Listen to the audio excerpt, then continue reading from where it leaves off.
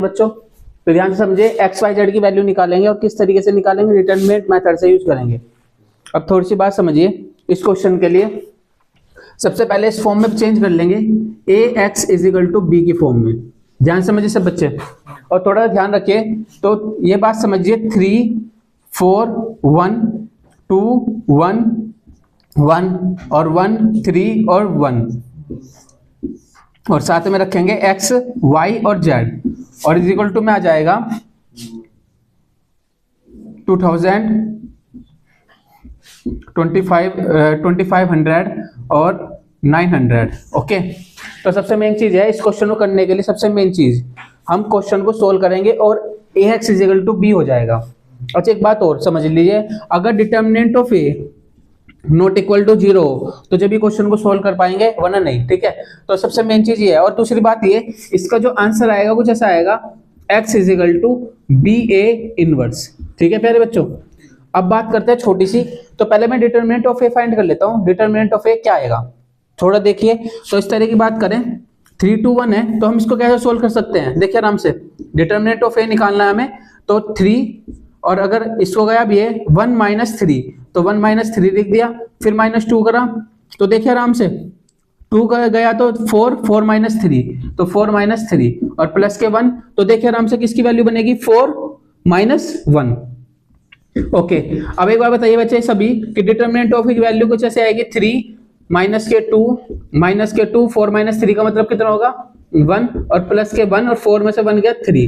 तो ध्यान से देखिए सभी बच्चे, -6 - 2 प्लस के 3, तो देखिए आराम से -6 प्लस के 2 और माइनस के 3 कुछ ऐसा हो जाएगा -5। तो डिटरमिनेंट ए की वैल्यू क्या आई, -5। तो एक बात समझिए आराम से, determinant of A not equal to minus के 0 है, तो इसका मतलब इसको आगे भी सोल्व कर सकते हैं। ठीक है प्यारे बच्चों, अब बात करेंगे थोड़ी सी आगे की। इस क्वेश्चन में करेंगे ऐसे आगे क्वेश्चन। तो पहले डिटरमिनेंट ऑफ ए निकाले, अब मुझे क्या निकालना पड़ेगा, देखिए बताइए जल्दी से। इस क्वेश्चन में क्या करेंगे, अगला काम कोफैक्टर फाइंड करेंगे, माइनर फाइंड करेंगे। तो सबसे पहले क्या काम करेंगे, माइनर।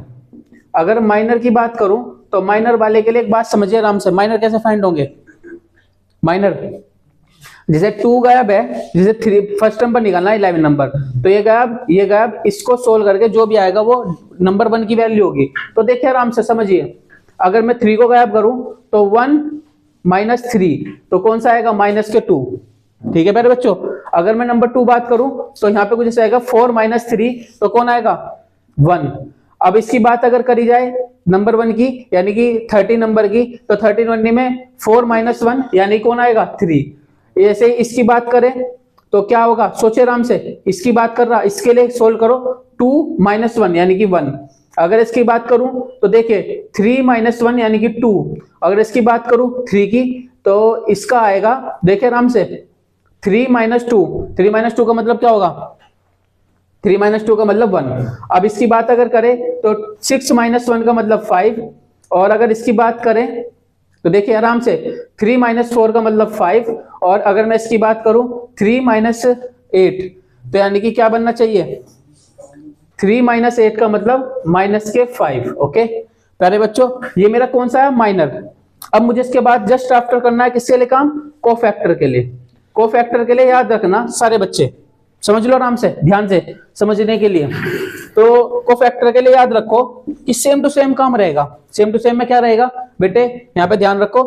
कोफैक्टर के लिए क्या करना पड़ेगा, अगर मैं इसकी बात करूं थोड़ा सा, देखो 11 नंबर, 1 और 1 कितना होता है, 2। तो जो इवन होगा उनको प्लस ही रखेंगे, यानी कि उसमें कोई चेंज नहीं होगा। जबकि 1 और 2 यानी कि 12 नंबर में कौन सा हो जाएगा, ओड। तो देखिए आराम से, -2 का -2 रहेगा क्या, 1 का मतलब क्या होगा बताइए, माइनस, तो यानी कि -1। अब इसकी बात करें 13 नंबर यानी कि 3, अगर मैं इसकी बात करूं माइनस यानी कि किस नंबर, -1।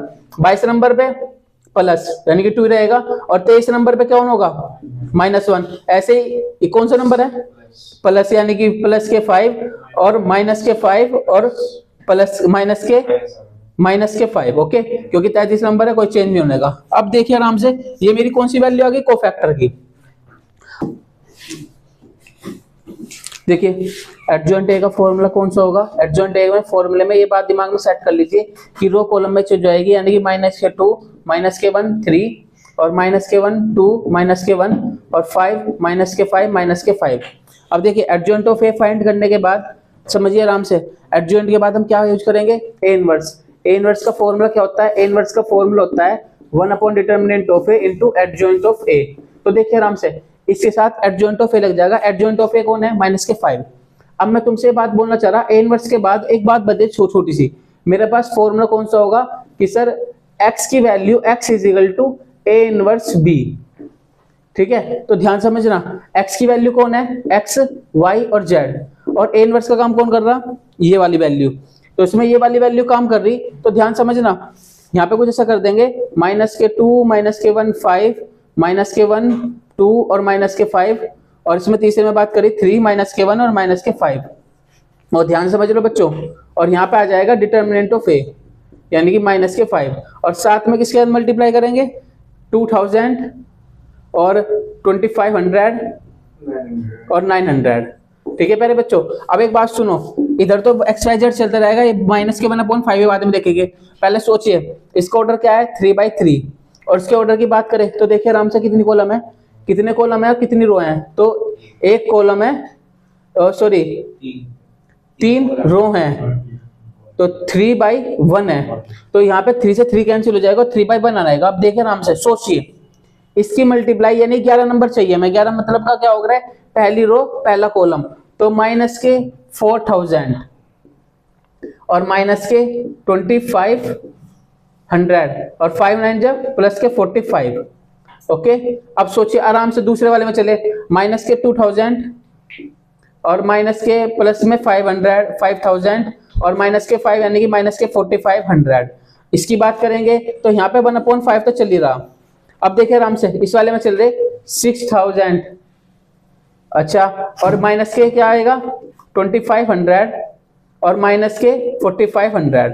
अब एक बात बताइए मुझे छोटी सी, 1/5 तो बाहर चल ही रहा, इसको सोल्व करके बताओ, 45 में से कुछ ऐसे बचेगा, सोचिए आराम से क्या बचना चाहिए, 4 और 45 में से माइनस करा तो यहाँ पे क्या बचेगा 45, मेरे हिसाब से तो 6000 बचना चाहिए। देखिए आराम से, देखिए ये आ गया, अच्छा नहीं 4000 प्लस 45,000 और दर से करा तो इसमें कुछ ऐसा आ जाएगा माइनस के 2000, ये भी माइनस का था, अच्छा माइनस होने की वजह से कुछ ऐसा हो जाएगा माइनस के 4 और माइनस के 45, तो यहाँ से बचेगा माइनस के 25 यानी कि 65 और 65 में से 45 गए, तो मेरे हिसाब से 2000 बचना चाहिए, वो भी माइनस का। इन दोनों में से को क्या बचना चाहिए, यहाँ से गया तो 500 और 500 ये बच जाएगा कुछ ऐसा, अगर इसकी और इसमें तो यानी कि माइनस के 2000 भी होएगा, और इस वाले का क्या मतलब होगा 45 और 65 में 500 गए, तुम्हारे पास बचना चाहिए 1500। और दूसरी बात भी आएगी, ये छोटी सी बात, अब इसकी बात अगर करी तो 6 में से ये गया और ये गया, तो देखिए आराम से सोचिए क्या बचेगा 600, ये बचना चाहिए तुम्हारे पास 45 60 और 70 में 6 गया तो माइनस के 1000। अब एक बात पूछना चाह रहा मैं तुम्हारे से, अगर मैं इन सबको -5 से डिवाइड करूं तो तुम्हारे पास ऐसा कुछ बचेगा कि देखिए आराम से 2 से डिवाइड करा कितना बचेगा, चलो 400, इससे अगर सोल्व करें कितना बचेगा 300, और इससे डिवाइड करें क्या बचेगा, और किसकी वैल्यू है x y और z की, ठीक है, तो x y z की वैल्यू आ जाएगी तुम्हारे पास। ठीक है प्यारे बच्चों।